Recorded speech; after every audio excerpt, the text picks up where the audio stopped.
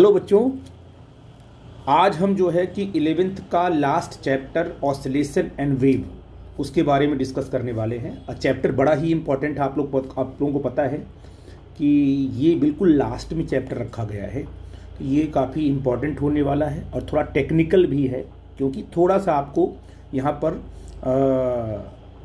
Thinking करनी पड़ेगी। ऐसे रैंडम तरीके से अगर ऊपर ऊपर से पढ़ोगे तो ये आपको समझ में ही नहीं आएगा। तो मैंने क्या है, इसको टुकड़ों में ब्रेक कर दिया है, छोटे छोटे पार्ट में इसको ब्रेक किया है कि मैं आपको प्रॉपर तरीके से समझा पाऊँ इसको, ठीक है ना। Oscillation and waves last chapter है, तो अगर लास्ट चैप्टर है तो उसकी वैल्यू भी ज़्यादा होगी। क्यों? क्योंकि ये रखा इसलिए गया कि बच्चा का ब्रेन जब अच्छे तरीके से बच्चे का ब्रेन डेवलप हो जाएगा तब जाकर इस चैप्टर को बच्चा हैंडल करेगा। इसका मतलब ये हुआ कि इसमें आपको जोर लगाना है अंडरस्टैंडिंग के लिए। लेकिन अगर आप सिक्वेंस वाइज चलते गए स्टेप बाय स्टेप, तो बिल्कुल ये जैसे तो वाटर का फ्लो नहीं होता, पानी का फ्लो बिल्कुल उसी तरीके से है। कहीं कोई आपको रेजिस्टेंस डेवलप ये नहीं करेगा। मेरे साथ चलिए, मैं आपको वन बाय वन करके इसके बारे में डिटेल एक्सप्लेन करता हूँ, ठीक है ना। तो मैंने पॉइंट आउट भी कर दिया है, प्रॉपर मैंने पीडीएफ बना दी है आपकी हेल्प के लिए कि, और मैं इसको आपको सेंड भी कर दूंगा। तो oscillation and simple harmonic motion पहला टॉपिक लेंगे, ऑसिलेशन और फिर सिंपल हार्मोनिक मोशन। इसके बाद हम लोग वेव को डिस्कस करेंगे। तो अभी सिंपल हम ऑसिलेशन की बात करेंगे और साथ में क्या है, ऑसिलेशन का ही एक पार्ट आपका सिंपल हार्मोनिक मोशन, उसको हमें डील करना है। तो अब इस मोशन को डील करने के लिए सबसे पहले हम लोग क्या पढ़ेंगे, पीरियोडिक मोशन, ठीक है ना। पीरियोडिक मोशन क्या होता है, इसके बाद ऑसिलेटरी मोशन क्या होता है, फिर सिंपल हार्मोनिक मोशन क्या होता है, फिर हम जाकर के आगे की तरफ बढ़ेंगे, फिर जो मैथमेटिकल एनालिसिस हम उसे करेंगे। आई थिंक मेरी बात आप समझ पा रहे हो मैं क्या बोल रहा हूँ। तो मैं आपको समझाता हूँ कि पीरियोडिक मोशन क्या है, ठीक है बेटा जी। तो हम लोग टॉपिक पे आते हैं। तो ऑसिलेशन एंड वेव में हम लोग पढ़ेंगे सबसे पहले पीरियोडिक मोशन। तो आपने कहा कि सर देखते हैं क्या होता है पीरियोडिक मोशन।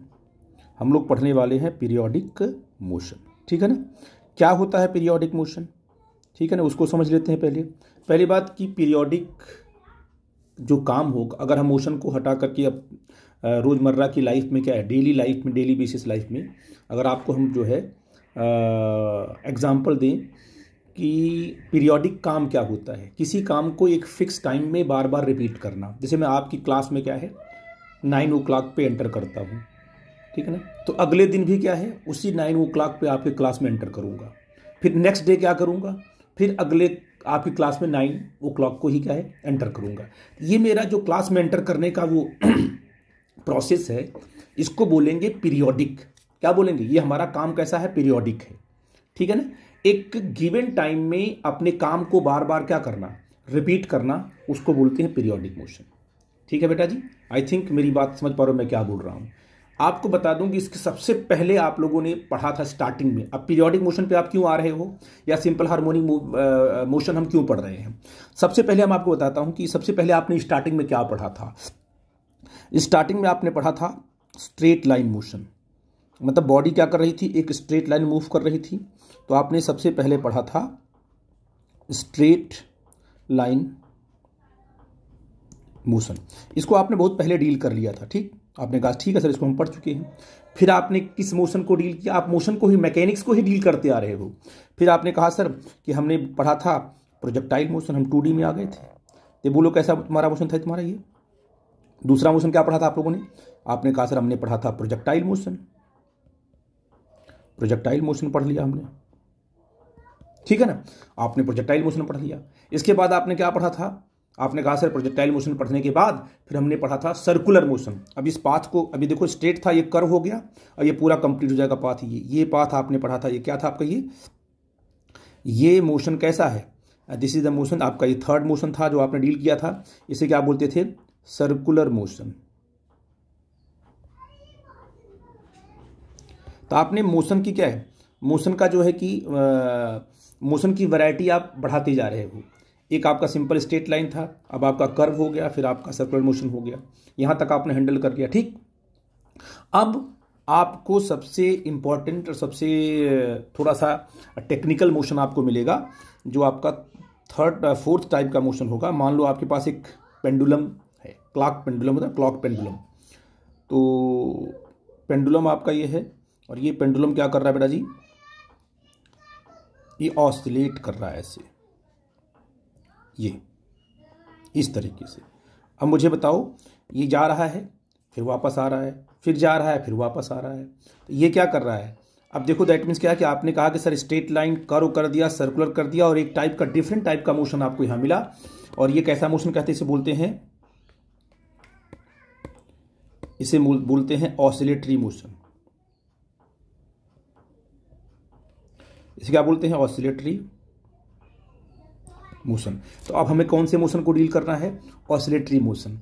और दैट मीन्स क्या है कि आप कह सकते हो कि इसको क्या बोलते हैं? ऑसिलेटरी मोशन को बोलते हैं टू एंड फ्रो मोशन। क्या बोलेंगे?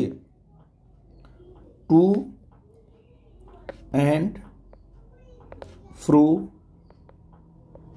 मोशन। तो अभी हमें इस पे फोकस करना है, ठीक है ना, क्योंकि हमने ये तीनों मोशन को डील कर लिया, पहले ही कर लिया था। लास्ट में हमें एक डिफरेंट टाइप के मोशन को डील करना, जिसे बोलते हैं टू एंड फ्रो मोशन। और वो कौन सा कैसा मोशन होता है? तुम्हारा ऑसिलेटरी मोशन। आई थिंक मेरी बात समझ पाए मैं क्या बोल रहा हूँ। तो हम सीधे आपको ऑसिलेटरी मोशन पे लेके चलेंगे, लेकिन ऑसिलेटरी मोशन पढ़ने से पहले आपको क्या पढ़ना पड़ेगा? पीरियोडिक मोशन, ठीक है ना। तो आपने कहा कि हमें सर पढ़ना होगा क्या है? पीरियोडिक मोशन, ठीक है ना। मैं आपको एग्जांपल देता हूं पीरियोडिक मोशन का। मैंने एक सिंपल सी बात की, अब मोशन पे आते हैं हम लोग, पीरियोडिक मोशन पे आते हैं। जैसे अर्थ क्या करती है? सन के चारों तरफ चक्कर लगाती है, रिवॉल्व करती है अराउंड द सन, है कि नहीं है? और उसके लिए क्या है कि अगर उसका एक कंप्लीट रिवोल्यूशन की बात करें हम, तो वो एक साल में पूरे क्या है, पूरा एक चक्कर काट लेती है ना। एक कंप्लीट साइकिल को कब करती है वो? 365 डेज एंड 6 आवर, लगभग इतने में एक कंप्लीट साइकिल वो कर लेती है। फिर अगली साइकिल जो कंप्लीट करेगी वो अगले ईयर में करेगी, उतना ही टाइम लेगी। फिर अगला, फिर उतना ही टाइम लेगी। तो क्या कर रही है? सन के चारों तरफ वो क्या कर रही है? लगातार वो कंटिन्यूअस अपने मोशन को रिपीट कर रही है, लेकिन एक फिक्स गिवन टाइम इंटरवल में। इसका मतलब क्या होगा कि अगर एक गिवन इंटरवल ऑफ टाइम में कोई बॉडी अपने मोशन को बार बार क्या कर रही है? रिपीट कर रही है, तो उस बॉडी का जो मोशन होगा कैसा होगा? पीरियोडिक होगा। तो आप कह सकते हो सर कि अगर इसमें पहला एग्जांपल देते हम लोग, तो आप कह सकते हो कि देखो सर, यहां पर हमारा मान लो सन है, ठीक है ना। ये क्या कर रहा है? इस सन के चारों तरफ हमारी अर्थ क्या कर रही है ब्रो जी? हमारी अर्थ है, ये अर्थ क्या है? सन के चारों तरफ चक्कर लगा रही है। लेकिन देखो ये क्या कर रही है? अपने पाथ को कंटिन्यूअस क्या कर रही है? रिपीट कर रही है। और एक गिवन इंटरवल ऑफ टाइम में, है ना, 365 डेज एंड 6 आवर जो फिक्स टाइम है, उसी में अपनी साइकिल क्या करती है? तुम्हारी कंप्लीट करती है। अगर हम देखें कि रोटेशन ऑफ फैन, अगर मान लो आपके पास एक फैन है, जैसे आपने कहा कि सर हमारे पास मान लो एक फैन यहां पर आपने बनाया इस तरीके से, है कि नहीं ब्रजी? ये आपने एक फैन बना दिया यहां पर। तो ये फैन अगर दैट मीन्स क्या है? सीलिंग से लगा हुआ है, तो ये फैन का जो रोटेशन होगा ये भी क्या होता है? पीरियोडिक होता है, क्योंकि एक फिक्स टाइम में क्या करता है? एक फिक्स टाइम में ये फैन क्या करता है? अपने कंप्लीट साइकिल को रोटेट करता है ना। एक साइकिल करेगा, फिर अगली साइकिल करेगा, फिर अगली, ये लगातार क्या है? कंटिन्यूअस अपने मोशन को रिपीट कर रहा है एक गिवन इंटरवल ऑफ टाइम में, ठीक है ना। उसे बोलेंगे पीरियोडिक मोशन। अच्छा, थर्ड क्या है? थर्ड बड़ा पॉपुलर एग्जांपल है कि अगर सर आपके पास मान लो आपके पास क्या है? एक स्प्रिंग है, एक स्प्रिंग में एक ब्लॉक लगा हुआ है ऐसे, और स्प्रिंग यहाँ पर क्या है? सपोर्ट, यहाँ पर क्या है? रिजिड सपोर्ट है। फिर आपने कहा सर ठीक है, कोई प्रॉब्लम की बात नहीं है, यहाँ पर बिल्कुल स्प्रिंग अपने रिलैक्स फॉर्म में है, स्ट्रेच नहीं है। फिर अगर आपने इसको क्या किया? ऐसे स्ट्रेच करके यहाँ तक ले आया, फिर यहाँ से इसको रिलीज कर दिया, तो रिलीज करते क्या होगा? What happen here? रिलीज करते ही ये स्प्रिंग कहाँ है? ये स्प्रिंग क्या करेगी? इस ब्लॉक को अपने क्या है? अपने इनिशियल स्टेज में लेके आना चाहेगी। तो ब्लॉक कहाँ आएगा? वापस आएगा। तो ब्लॉक वापस आएगा, तो आप वापस आने के बाद यहाँ पर क्या है? जैसे ही ब्लॉक यहाँ वापस आएगा, वैसे स्प्रिंग का अपना फोर्स तो खत्म हो जाएगा, लेकिन ड्यू टू इनर्शिया ये ब्लॉक कहाँ चला जाएगा? ये ब्लॉक इस स्प्रिंग को कंप्रेस कर देगा ऐसे, या ऐसे कंप्रेस कर देगा। जब ये स्प्रिंग को कंप्रेस कर देगा तो स्प्रिंग कंप्रेस हो गई। अब क्या है? स्प्रिंग बाउंस बैक करेगी फिर से राइट साइड में, तो फिर यहां आएगा, फिर क्या है? ड्यू टू इनर्शिया कहां निकल जाएगा? वो आगे। और लगातार ये क्या करेगा? एक मीन पॉइंट से ये टू एंड फ्रो मोशन करना शुरू करेगा, राइट और लेफ्ट, और ये बार बार क्या करेगा, अपने पाथ को रिपीट करता रहेगा। इसलिए इसको बोलेंगे कि ये भी क्या है, पीरियोडिक मोशन है। पीरियोडिक मोशन की एक कंडीशन होती है कि वो एनर्जी में उसमें लॉस नहीं होना चाहिए, वरना ये स्प्रिंग धीरे धीरे क्या होनी चाहिए, रुक जाएगी, रुकने लगेगी और अपने पूरे पाथ को एक गिवन टाइम में कंप्लीट नहीं करेगी। तो कंडीशन पहले बता दिया कि मोशन ऐसा हो जो कि अब एक फिक्स टाइम में अपने पाथ को बार बार क्या करे, रिपीट करे, उसे बोलेंगे पीरियोडिक मोशन। तो ये सब एग्जाम्पल्स हैं। जैसे आपने कहा कि पेंडुलम है, तो क्लॉक पेंडुलम की बात अगर करेंगे हम लोग, तो आप क्या देख रहे हो, आप ये देख रहे हो कि मान लीजिए आपके पास एक क्लॉक पेंडुलम यहाँ पर है और ये क्या कर रहा है, ये इस तरीके से, इसमें क्या है, ये अपने पाथ को इस तरीके से क्या कर रहा है बेटा जी, रिपीट कर रहा है, जा रहा है और फिर वापस आ रहा है, ये जा रहा है फिर वापस आ रहा है, जा रहा है फिर वापस आ रहा है। इसका मतलब ये भी क्या है, अपने पाथ को रिपीट कर रहा है, और ये अपने जो पाथ को रिपीट कर रहा है वो एक गिवन इंटरवल ऑफ टाइम में, यहाँ पर कोई एनर्जी का लॉस नहीं हो रहा है। आप देखो आपके घरों में जो क्लॉक, वॉल क्लॉक लगी हुई है, उसमें जो पेंडुलम लगा रहा है वो लगातार क्या, कंटिन्यूअस क्या कर रहा है, कंटिन्यूअस ऑसिलेट कर रहा है ना बेटा जी। ऐसे देखा जाए ये क्या कर रहा है, देखो कंटिन्यूअस, अगर इसको छोड़ देते हैं ऐसे तो ये कंटिन्यूअस क्या करता है, ऐसे ऐसे ये ऑसिलेट करता रहता है। आई थिंक मेरी बात समझ पा रहे हो। देखो ये रुक गया ना, ये अगर ये कि यहाँ पर रुक गई अपने मेन पोजीशन पे, इसका मतलब इसने एनर्जी को लॉस किया है। लॉस करने का मतलब क्या है कि अब ये पीरियोडिक मोशन नहीं कर रही है, क्योंकि रुक रही है, रुकते रुकते ये रुक गई। इसको रुकना नहीं है, इसको अपने पाथ को लगातार कंटिन्यूअस क्या करना है, कंटिन्यूअस अपने पाथ को रिपीट करते रहना है, तब जाके इसको बोलेंगे पीरियोडिक मोशन। आपके घरों में जो क्लॉक लगी है, वॉल क्लॉक है, उसमें जो पेंडुलम लगा उसको देखो, वो लगातार ऑसिलेट कर रहा है, वो रुकता नहीं है, वो क्या कहलाएंगे, उसको हम लोग बोलेंगे periodic motion. And this is most important concept. I think मेरी बात आप समझ पा रहे हो। तो ये सारे मोशन को आप देख के समझ पा रहे हो कि ये सब क्या है, पीरियोडिक मोशन है, और हमें उसी मोशन को डील करना जो एनर्जी को लॉस नहीं करता है, ठीक है ना। अब आपको एक चीज और दिख रही होगी यहाँ पर, बड़ी इंपॉर्टेंट चीज, कि यहाँ पर ये भी पीरियोडिक है, ये भी पीरियोडिक है, ये भी पीरियोडिक है, ये भी पीरियोडिक है, लेकिन इसमें क्या देख रहे हो, इसमें मोशन जो है एक ही सेंस में हो रहा है। अगर ये क्या है, एंटी क्लॉकवाइज अर्थ अगर अपने पाथ को रिपीट कर रही है तो लगातार ये एंटी क्लॉकवाइज ही चल रही है, कंटिन्यूअस। पीरियोडिक तो है लेकिन यहां पर मोशन का सेंस क्या है, बिल्कुल मोशन का सेंस सेम सेंस में चल रही है, वो एंटी क्लॉकवाइज लगातार चल रही है। इसमें भी फैन क्या है, अगर एंटी क्लॉकवाइज घूम रहा है तो उसका मोशन क्या है, बिल्कुल सेम सेंस में है। रोटेशन ऑफ फैन भी क्या है, बिल्कुल सेम सेंस में है। यहां पर कंसेप्ट कुछ आके बदला है। यहां पर ये ब्लॉक अपने पाथ को बार बार क्या कर रहा है, रिपीट कर रहा है। पीरियोडिक तो है लेकिन जा रहा है फिर वापस आ रहा है, जा रहा है फिर वापस आ रहा है। क्या इसके मोशन का सेंस एक ही है, नहीं, एक बार राइट है, एक बार क्या है, लेफ्ट है। तो पीरियोडिक होने के बाद इसकी वैरायटी अब चेंज हो गई। अगर ऐसा पीरियोडिक मोशन है जो कि जाता है फिर वापस चला आता है, फिर जाता है बैक साइड में फिर वापस चला आता है, अगर इस तरीके का मोशन होता है तो इस मोशन को बोलते हैं ऑसिलेटरी मोशन। क्या बोलेंगे, ऑसिलेटरी मोशन। पीरियोडिक तो है लेकिन ये टू एंड फ्रो मोशन है। कौन सा मोशन है, टू एंड फ्रो मोशन, या तो बोलेंगे ऑसिलेटरी मोशन।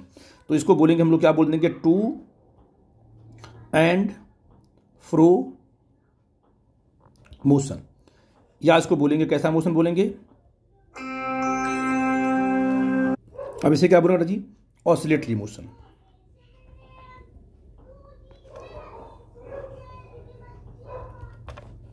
ठीक है ना। ये भी क्या कहलाएगा, ये वाला जो मोशन क्या कहलाएगा जी, ये भी कहलाएगा ऑसिलेटरी मोशन। क्यों, क्योंकि ये भी क्या है, टू एंड फ्रो मोशन है।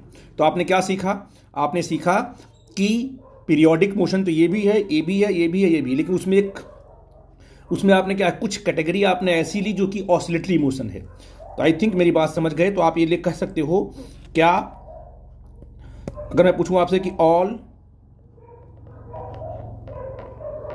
पीरियोडिक मोशन और ऑसिलेटरी, एस और नो, तो क्या होगा आपका आंसर बेटा जी, बोलो। क्या सारे पीरियोडिक मोशन ऑसिलेटरी होते हैं, तो कहोगे सर नो। नो क्यों, क्योंकि देखो आपका अर्थ के सन के चारों तरफ रिवॉल्व कर रही है, ये तो पीरियोडिक है बट ऑसिलेटरी नहीं है। ऑसिलेटरी का मतलब क्या है कि बार बार अपने क्या है, मीन की तरफ आना, है ना, जहां से वो चला है फिर वापस आना, फिर जाना, फिर वापस आना। ये टू एंड फ्रो मोशन होगा तभी ऑसिलेटरी कहलाएगा। है ना। आप कह सकते हो कि motion of revolution of moon around the अर्थ, वो भी कैसा है, पीरियोडिक है, बट ऑसिलेटरी नहीं है। क्या मैं आपसे पूछूं कि ऑल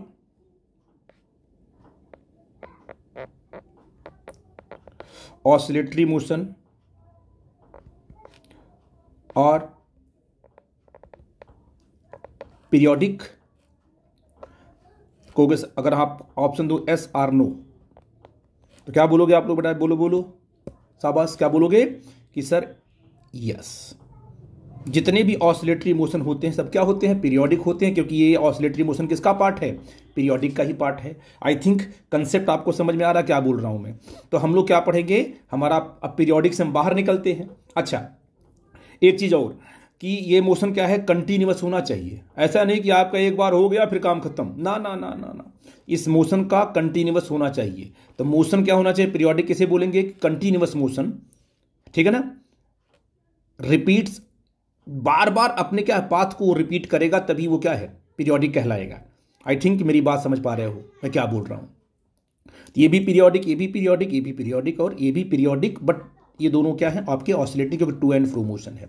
अब मैं कंसेप्ट को आगे बढ़ाता हूं, ध्यान देना, ठीक है। हम लोग पढ़ेंगे, क्या पढ़ेंगे अगला कंसेप्ट, ऑसिलेटरी मोशन। क्या पढ़ने वाले हैं बेटा जी, ऑसिलेटरी मोशन।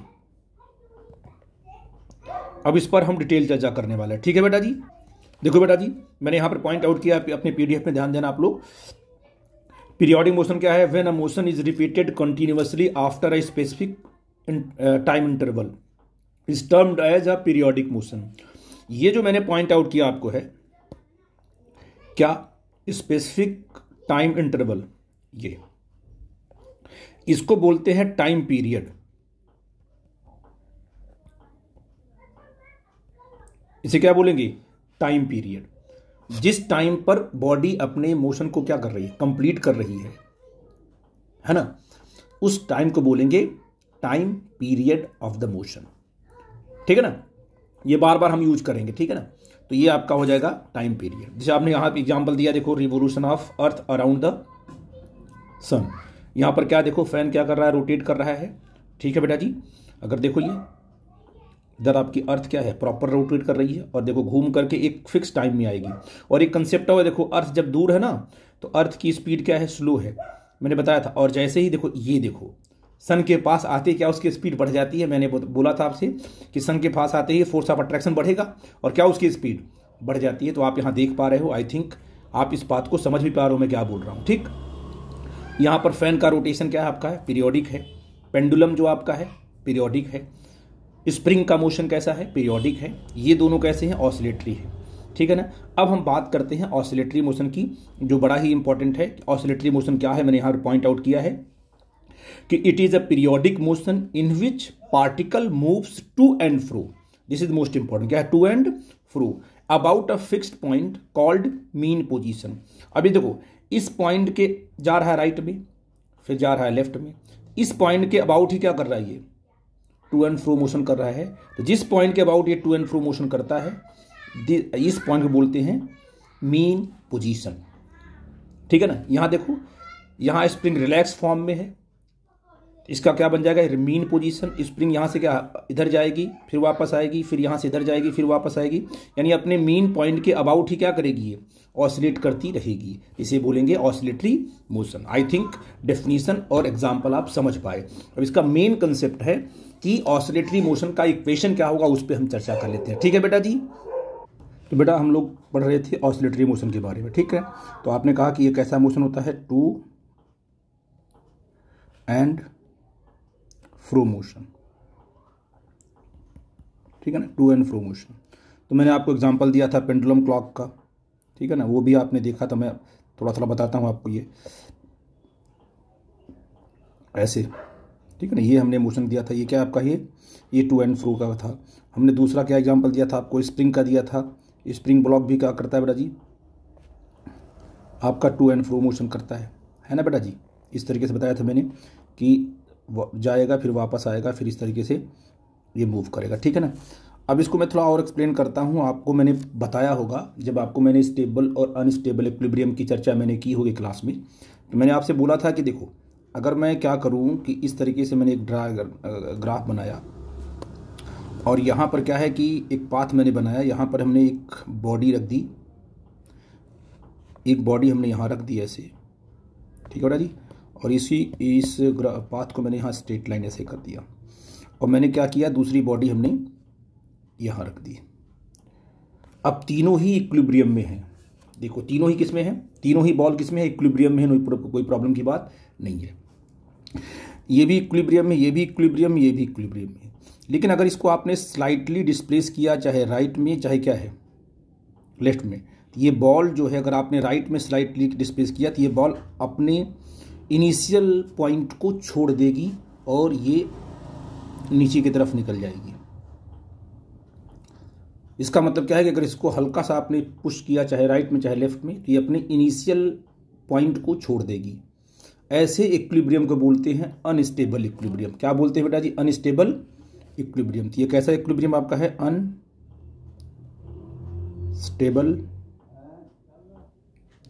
इक्विलिब्रियम। ये आपका है न्यूट्रल। इसको आप अगर पुश करोगे राइट साइड में, जितना करोगे उतना ही जाएगा, ये अपने मन से आगे की तरफ नहीं निकल सकता है, लेकिन ये मीन की तरफ भी नहीं आएगा। जो इसका मीन पोजीशन है, जो इसका इनिशियल पोजीशन, उसकी तरफ भी नहीं आएगा ये। इसमें क्या आपने हल्का सा पुश किया तो अपने मन से दूर निकल जाएगा, ये निकल ही जाएगा, दूर ही चला जाएगा।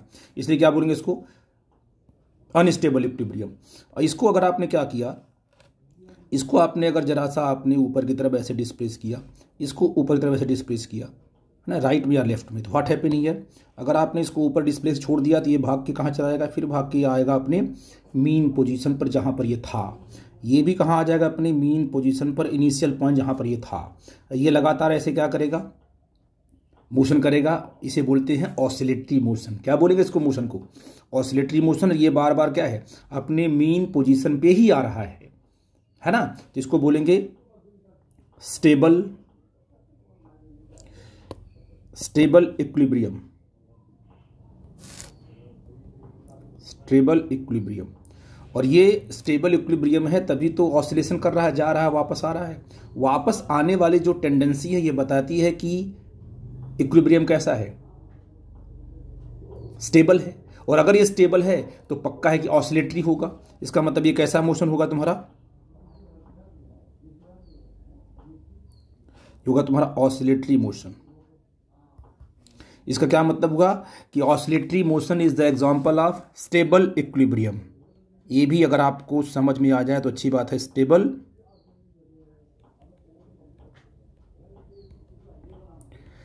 इक्विलिब्रियम में पक्का है कि बॉडी अपने मीन की तरफ आएगी ही आएगी। मेरी बात आप लोगों को समझ में आई बेटा जी, this is the most important. I think ये बात समझ में आ रही है, समझ में आ गई आपको। अब हम लोग पढ़ेंगे, देखो क्या चीज सबसे इंपॉर्टेंट, क्या चीज पढ़ने वाले हैं। देखो इक्वेशन ऑफ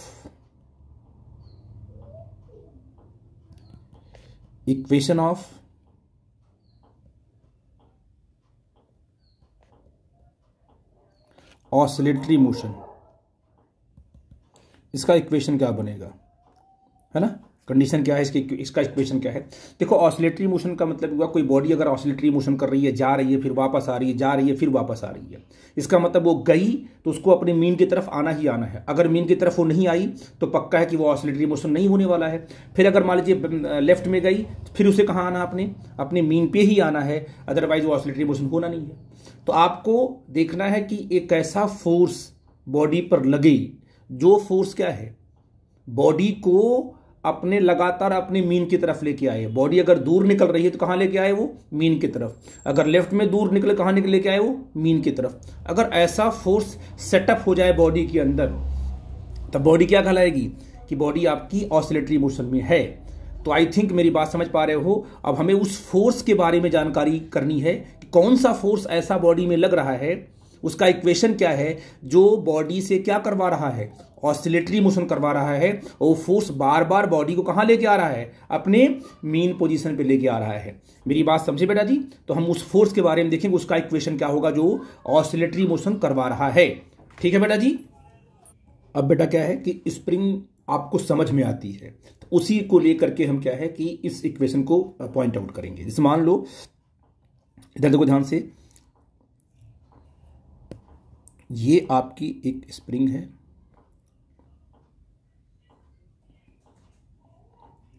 इसमें एक ब्लॉक लगा हुआ है ऐसे, ठीक है ना। इस तरीके से आपने स्प्रिंग की बात की। अब आपने क्या किया, स्प्रिंग को आपने स्ट्रेच किया ऐसे, मान लो आप यहां तक ले गए स्प्रिंग को, तो आपका ब्लॉक यहां तक आ जाएगा। ये आपका मीन है, ये आपका ब्लॉक यहां तक आया है कि नहीं बच्चा जी। फिर आपने यहां से स्प्रिंग को रिलीज किया तो स्प्रिंग कहाँ, ब्लॉक कहाँ जाएगा, वापस जाएगा। यहां तक आने के बाद क्या है, स्प्रिंग का अपना फोर्स 0 हो जाएगा, लेकिन ड्यू टू इनर्शिया ब्लॉक कहाँ जाएगा, अंदर की तरफ जाएगा। मान लो ब्लॉक यहां तक आया, ये जो है स्ट्रेच होकर ऐसे यहां तक आई है ना। तो आपने कहा ठीक है सर, यहाँ तक जो लगभग 1 मिनट, इनको लेंथ को बराबर ही बनाना पड़ेगा, ऐसे आपने बनाया, जितना उधर राइट में गई उतना लेफ्ट में लेके आना पड़ेगा, ठीक है ना। तो ये आपने कहा कि अब इस केस में क्या हो रही है, देखिए इस केस में आपकी स्प्रिंग क्या हो रही है, कंप्रेस हो जा रही है, और ये इसका मीन है। तो कंप्रेस होगी तो स्प्रिंग कहाँ इसको पुश करेगी, राइट साइड में, फिर निकलेगा, फिर लेफ्ट साइड में, इस प्रकार से ऑसिलेशन होता रहेगा।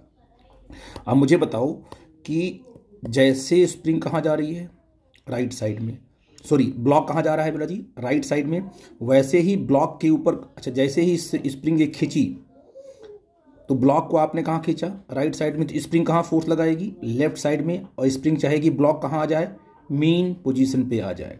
तो जैसे जैसे आप एक्स को, डिस्प्लेसमेंट को राइट साइड में बढ़ा रहे हो, ध्यान देना, कहाँ बढ़ा रहे हो, राइट साइड में बढ़ा रहे हो, वैसे वैसे फोर्स कहाँ बढ़ रहा है, लेफ्ट साइड में बढ़ रहा है, क्योंकि स्प्रिंग हमेशा प्रयास करती है कि क्या है, हमारा जो आपका ब्लॉक है वो कहाँ आ जाए, मीन पोजीशन पे। तो मुझे बताओ डिस्प्लेसमेंट कहाँ बढ़ा आपका, राइट साइड में बढ़ रहा है, तो स्प्रिंग फोर्स कहाँ लग रहा है बेटा जी, बोलो। जो स्प्रिंग का अपना फोर्स है इसको बोलते हैं रीस्टोरिंग फोर्स, वो कहाँ स्प्रिंग फोर्स लगा रही है, लेफ्ट साइड में लगा रही है।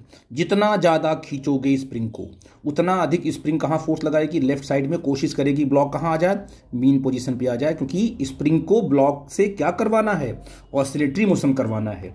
अब यहाँ से इसको रिलीज किया तो देखो फोर्स लगा लगा यहाँ आई, जब ये डिस्प्लेसमेंट, अब यहाँ से बोलो कहाँ, मीन पे आ गए ना।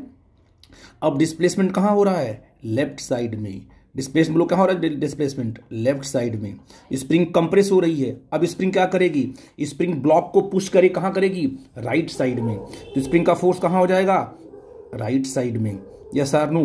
तो एक चीज आप देख रहे हो कि जब डिस्प्लेसमेंट राइट साइड में है तो स्प्रिंग का जो फोर्स है वो लेफ्ट साइड में है, और जब डिस्प्लेसमेंट कहाँ है, लेफ्ट साइड में है, तो स्प्रिंग फोर्स कहाँ लगा रही है, राइट साइड में है।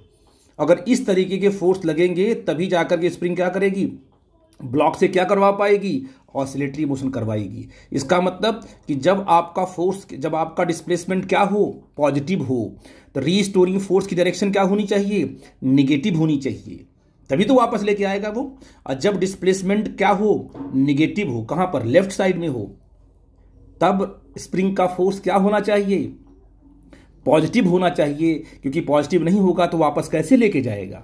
ये जब सेटअप डेवलप होगा ना इस तरीके के, तभी जाकर के आपसे क्या होगा, ऑसिलेटरी मोशन होगा। आई थिंक मेरी बात समझ पा रहे हो। एक बात तो तय हो गई कि जैसे जैसे डिस्प्लेसमेंट बढ़ेगा वैसे वैसे रीस्टोरिंग फोर्स बढ़ेगा। क्लियर। इसका मतलब जो स्प्रिंग का जो फोर्स ब्लॉक से क्या करवा रहा है, ऑसिलेटरी मोशन करवा रहा है, वो जो रीस्टोरिंग फोर्स है वो तो एक्स के प्रोपोर्शनल है, लेकिन एक्स के कौन से पावर से प्रोपोर्शनल ये हमको पता नहीं है, तो हमने क्या कर दिया, एक्स पावर एन कर दिया। ठीक है बेटा जी, क्योंकि एफ और एक्स आपस में प्रोपोर्शनल हैं। अगर एक्स बढ़ेगा तो रीस्टोरिंग फोर्स भी बढ़ेगा, लेकिन किस तरीके से बढ़ेगा हमें पता नहीं है ना, तो हमने पावर एन कर दिया। और साथ में ये भी पता है कि डिस्प्लेसमेंट कहां हो रहा है, राइट साइड में, यानी पॉजिटिव हो रहा है। तो रीस्टोरिंग फोर्स जो स्प्रिंग का अपना फोर्स है वो कहां लग रहा है, नेगेटिव की तरफ लग रहा है, तभी तो वापस लेके आएगा बेटा जी। तो यहां पर आपने कर दिया माइनस। इसको अगर हम इक्वेट करते हैं तो आपको पता है कांस्टेंट डालना पड़ेगा आपको, तो minus K x power N. ये फॉर्मूला किसका है, ये फॉर्मूला है फोर्स का। आई थिंक मेरी बात समझ गए आप लोग। अब मुझे बताओ कि ये क्या है, this is the equation of oscillatory motion. ऐसा फोर्स होना चाहिए, इस तरीके का फोर्स, तभी वो मोशन कैसा करवाएगा, ऑसिलेटरी मोशन करवाएगा। लेकिन प्रॉब्लम है कि एन की वैल्यू क्या रखनी होगी, है ना, n तो आपका नंबर है ना, हम n की वैल्यू जब निकालते हैं ऑसिलेटरी मोशन के लिए n क्या होना चाहिए, तो n जो होना चाहिए वो 1, 3, 5, 7, 9 ऑड नंबर n होगा तभी ऑसिलेटरी मोशन होगा, अदरवाइज होगा ही नहीं। देख लेते हैं हम लोग कि भाई अगर इवन होगा तो क्यों नहीं होगा। जैसे आपने कहा कि हाँ ये बात तय हो गई कि अगर डिस्प्लेसमेंट पॉजिटिव है तो रीस्टोरिंग फोर्स नेगेटिव होना चाहिए तभी वो मीन की तरफ आएगा। इधर क्या है, डिस्प्लेसमेंट अगर नेगेटिव है तो रीस्टोरिंग क्या होना चाहिए, पॉजिटिव होना चाहिए। ये लगातार ऐसा हो रहा है तभी ऑसिलेटरी मोशन होगा, अदरवाइज होगा ही नहीं। ठीक है बेटा जी, आते हैं कंसेप्ट पे। देखो ध्यान से, अगर आपने कहा कि सर देखो x इक्वल टू, हम सुनिए, देखो पहला पॉइंट, अगर हमने n इक्वल टू 1 रख दिया, क्या रख दिया, n इक्वल टू 1 रखा, तो बोलो 1 रख दिया, ठीक है, तो आपका क्या आ गया, F R equal to minus K X आ गया, सिंपल पावर 1 आ गया, ये आपका इक्वेशन आ गया। अब इस इक्वेशन में एक बार रखो x को पॉजिटिव तो फोर्स क्या आना चाहिए, नेगेटिव, और जब x को नेगेटिव रखोगे तो फोर्स क्या आना चाहिए, पॉजिटिव, क्योंकि x अगर क्या है नेगेटिव तो फोर्स क्या है, पॉजिटिव। अगर ऐसी कंडीशन यहां मिलेगी तब कहेंगे ये किसका इक्वेशन कहलाएगा, ऑसिलेटरी मोशन का इक्वेशन कहलाएगा। तो आपने पावर 1 रखा, तो एक बार क्या रखा आपने, x को आपने रखा, क्या रखा आपने, पॉजिटिव, तो बोलो एफ आर क्या आ जाएगा, माइनस के, और यहां रखा आपने पॉजिटिव x, सिंपल क्या आ गया, एफ आर इक्वल टू क्या आ गया, माइनस की एक्स आ गया। क्यों बच्चा जी बताइए, रीस्टोरिंग फोर्स नेगेटिव आया कि नहीं आया, बिल्कुल आया। तो रीस्टोरिंग फोर्स अब क्या आ गया आपका, नेगेटिव आ गया, यानी एक्स क्या है तुम्हारा, positive, positive, positive, right side positive, तो रीस्टोरिंग फोर्स नेगेटिव आ गया। आई थिंक मेरी बात, हाँ ये तो बात सही हो गई, ठीक है। लेकिन हमें क्या है, बैक साइड की जर्नी को भी चेक करना पड़ेगा ना। चलो अब अगर आपने एक्स क्या रखा, इसमें एक्स रखा आपने नेगेटिव, क्या रखा बेटा, एक्स को आपने नेगेटिव रखा, तो बोलो रीस्टोरिंग फोर्स क्या आएगा, कहोगे sir F R is equal to minus K, और ये माइनस एक्स रखना पड़ेगा। तो एफ आर क्या आ गया, देखो जी एफ आर तुम्हारा आ गया प्लस के एक्स आ गया। सुंदर कॉन्सेप्ट, बहुत ही इंपॉर्टेंट और बहुत ही बेहतरीन। आपने कहा कि सर हमारा फोर्स क्या आ गया, पॉजिटिव आ गया, और देखो जब डिस्प्लेसमेंट क्या तुम्हारा है, निगेटिव है, लेफ्ट में है, तो फोर्स कहाँ है स्प्रिंग का, राइट में है। इसका मतलब क्या है कि ये कंडीशन तो ऑसिलेटरी मोशन की है, इसमें कोई डाउट की बात नहीं है। ये इक्वेशन, ये फोर्स हमेशा कैसा मोशन करवाएगा, बॉडी से ऑसिलेटरी मोशन करवाएगा। ठीक, चलो भाई इस बात की बात हो गई। अब आते हैं दूसरे पॉइंट को, n इक्वल टू 2 चेक कर लेते हैं। क्या यहां पर 2 रख दें तो फोर्स जो मिलेगा वो ऑसिलेटरी मोशन करवाएगा कि नहीं करवाएगा। तो पहले क्या रखते हैं, देखो ध्यान से, पहले रखते हैं x आपको रखते हैं पॉजिटिव। तो आपने अगर x को पॉजिटिव रखा तो हम चेक करते हैं हमारा एफ आर क्या आएगा। ठीक है बेटा जी, देखो ये आपने पॉजिटिव रखा तो जो आपका रीस्टोरिंग फोर्स है वो होगा माइनस के और ये प्लस एक्स स्क्वायर, ये ना जी प्लस एक्स स्क्वायर। तो क्या बन जाएगा बोलो आपका, ये एफ आर इक्वल टू क्या हो जाएगा, माइनस के एक्स स्क्वायर। क्या बात है, ये क्या आ गया, नेगेटिव आ गया, क्या आ गया, नेगेटिव आ गया। इसका मतलब क्या है कि इसका ये मतलब हुआ कि भाई आप देख रहे हो कि फोर्स क्या है तुम्हारा, डिस्प्लेसमेंट क्या है तुम्हारा, पॉजिटिव है, तो फोर्स क्या है तुम्हारा, नेगेटिव है। तो ये तो यार ऑसिलेटरी मोशन की कंडीशन को फुलफिल कर रहा है कि नहीं है। लेकिन एक जर्नी से काम नहीं चलेगा, क्योंकि ये ब्लॉक कहाँ जाता है, पीछे, पीछे जब जाता है बैक साइड जाता है, तो इसको वापस आना है। तो जब आपका एक्स क्या हो, नेगेटिव हो, तो एफ आर क्या होना चाहिए, पॉजिटिव, तभी तो पूरी जर्नी कंप्लीट होगी। तो इसको भी चेक करना होगा ना, इससे तो काम बन गया। लेकिन इसका देखते हैं क्या होगा। अब अगर आपने क्या रखा, एक्स को आपने क्या रखा, नेगेटिव, क्या रखा बेटा, एक्स को आपने नेगेटिव रखा, तो मुझे बताओ क्या हो जाएगा तुम्हारा एफ आर, बोलो क्या हो जाएगा। एफ आर आपका देखो ध्यान से, माइनस के और माइनस एक्स का होल स्क्वायर। ठीक है, देखो एफ आर क्या आ गया, माइनस, और ये हो जाएगा तुम्हारा माइनस के, इसका माइनस का स्क्वायर आपका प्लस हो जाएगा, के एक्स स्क्वायर आ गया। अब देखो प्रॉब्लम आ गई, यहां पर फोर्स क्या आ गया, नेगेटिव आ गया। यानी कहने का मतलब डिस्प्लेसमेंट नेगेटिव है तो फोर्स भी क्या है, नेगेटिव है। तब तो ये बॉडी मीन से दूर जाती चली जाएगी, चली जाएगी, चली जाएगी। है कि नहीं है। एक जर्नी आधी तो आपने ठीक सेटिस्फाइड हो गया, लेकिन वापस वाला कंडीशन फुलफिल नहीं हो पाया कि वापस जाने के बाद ये बैक साइड जाने के बाद फिर वापस नहीं आएगा। इसका मतलब क्या हुआ कि ये जो आपने n=2 रखा है वो गलत हो जाएगा। n=2 है, यानी कहने का मतलब कि ये वाला फोर्स अगर ऐसा कर दोगे, 2 रख दोगे यहाँ पर, तो ये जो इक्वेशन बनेगा, ये इक्वेशन कभी भी क्या है, ऑसिलेटरी मोशन करवाएगा ही नहीं। ठीक है बेटा जी, मतलब आपने ये कह दिया Fr क्या होगा, Fr = -kx⁻², पर ऑसिलेटरी मोशन नहीं होना है, इसलिए n = यहाँ पर 2 रख नहीं सकते हैं। ठीक है ना। तो 2 पर, 4 पर, 6 पर जब भी रखोगे तो ये क्या करेगा, ये हमेशा एक पाथ को वैलिड करेगा, लेकिन दूसरा जो साइड है उससे क्या है, उसको देखोगे कि डिस्प्लेसमेंट कहाँ है, लेफ्ट में है, तो फोर्स भी कहाँ हो जाएगा, लेफ्ट में हो जाएगा। फिर बॉडी कभी अपने मीन पे वापस नहीं आएगी।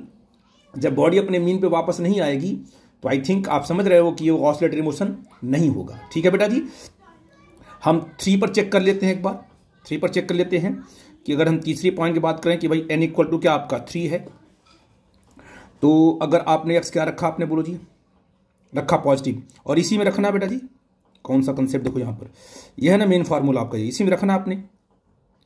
अब यहाँ रखो, देखो यहाँ रखो, आपका Fr कितना होगा, Fr = -k, और x क्या रखा आपने, पॉजिटिव रखा ना, तो x की पावर हो जाएगा तुम्हारा कितना, 3 हो जाएगा। ठीक है ना, ये तो ठीक हो गया, क्योंकि x किस में आपका है, नेगेटिव में है, x पॉजिटिव में है, तो Fr क्या तुम्हारा नेगेटिव में है, तो ये आपका नेगेटिव आ गया। ठीक है, ये तो भाई सेटिस्फाई कर गया एक साइड से। सेकंड साइड देखते हैं, दूसरी साइड में क्या होगा। अगर आपने x क्या रखा, तुम्हारा नेगेटिव रखा, तो व्हाट हैपन है, अगर आपने x को नेगेटिव रखा तो x को अगर आप नेगेटिव ले जाओगे तो Fr आपका पॉजिटिव होना चाहिए, तभी तो वापस आएगा वो। तो Fr की बात कर लेते हैं। Fr की इक्वेशन, मेन इक्वेशन कौन सा, ये है, तो -k है ना, और माइनस क्या होगा x, क्योंकि आपको x को नेगेटिव पावर रखना है 3, और आपको माइनस की पावर 3 करते हो तो माइनस ही आता है, और फिर आ जाएगा ये माइनस, इसमें आएगा, इसको ये प्लस कर देगा, तो Fr क्या आ जाएगा तुम्हारा, बोलो जी, +kx³। ये देखो, ये वाला इक्वेशन क्या है, ये ऑसिलेटरी मोशन को फुलफिल कर रहा है कि नहीं कर रहा है, =3 पर। क्यों, क्योंकि जब आपका x नेगेटिव हुआ तो Fr क्या हो गया, पॉजिटिव हो गया। आई थिंक मेरी बात समझ पा रहे हो। तो इसका मतलब क्या होगा कि अगर आपका जो है, देखो Fr = क्या हो, -kx⁻1 हो तो ऑसिलेटरी मोशन होगा, और Fr क्या हो, -kx क्या हो, 3 हो, तो ऑसिलेटरी मोशन का फोर्स है ये कौन सा फोर्स है, Fr = -kx⁵। ये भी कैसा फोर्स है, ये भी फोर्स ऐसा है कि जो कि बॉडी से क्या करवाएगा, ऑसिलेटरी मोशन करवाएगा। ये सारे के सारे क्या है, एंड सो ऑन, ये सारे के सारे कैसे कहलाएंगे, ऑसिलेटरी मोशन का इक्वेशन कहलाएंगे। ये सारे के सारे फोर्स क्या है, ऑसिलेटरी मोशन करवाएंगे ही करवाएंगे। आई थिंक मेरी बात समझ पा रहे हो, इसलिए मैंने यहाँ पर लिखा n = 1, 3, 5, 7, 9 लिखोगे तो ऐसे फोर्स बनेंगे जो क्या करवाएंगे, ऑसिलेटरी मोशन करवाएंगे, और इसे बोलेंगे इक्वेशन ऑफ ऑसिलेटरी मोशन। अब क्या है, हम लोग अभी छोटे हैं, आप छोटे बच्चे हो अभी, तो छोटे बच्चे आपको हो, तो आपको अगर इसको डील करना है, इसको डील करना है, इसको डील करना है, आगे बढ़ना है, तो बताइए ऑसिलेटरी मोशन सभी हैं। तो ऑसिलेटरी मोशन का सबसे सिंपलेस्ट फॉर्म कौन सा है, सबसे आसान फॉर्म कौन सा है, कहोगे सर ये वाला, क्योंकि x⁻1 को हम आसानी से हैंडल कर सकते हैं। ये 2, 3 करेंगे तो और थोड़ा बड़ा हो जाए, क्यूब में आ गया 5 में। ये जो ऑसिलेटरी मोशन का सिंपलेस्ट फॉर्म है, simplest form of oscillatory motion, simplest form of oscillatory motion is known as simple harmonic motion. Simple harmonic motion, this is most important, और पूरी पावर आपको यही लगानी है। सिंपल हार्मोनिक मोशन आपका chapter ही है, सिंपल हार्मोनिक मोशन पढ़ने के लिए। मतलब आपको सबसे सिंपलेस्ट फॉर्म पढ़ना है किसका, ऑसिलेटरी मोशन का। तो आप ये कह सकते हो कि भाई सिंपल हार्मोनिक मोशन क्या है, सिंपल हार्मोनिक मोशन एक ऑसिलेटरी मोशन ही तो है। Yes or no? बट वो क्या है, सिंपलेस्ट फॉर्म है x की पावर n इक्वल टू 1 पर वो क्या है, डिफाइंड होता है। n इक्वल टू 1 लेंगे तो उस मोशन को बोलेंगे हम लोग सिंपल हार्मोनिक मोशन। तो आप यहां कह सकते हो कि ऑल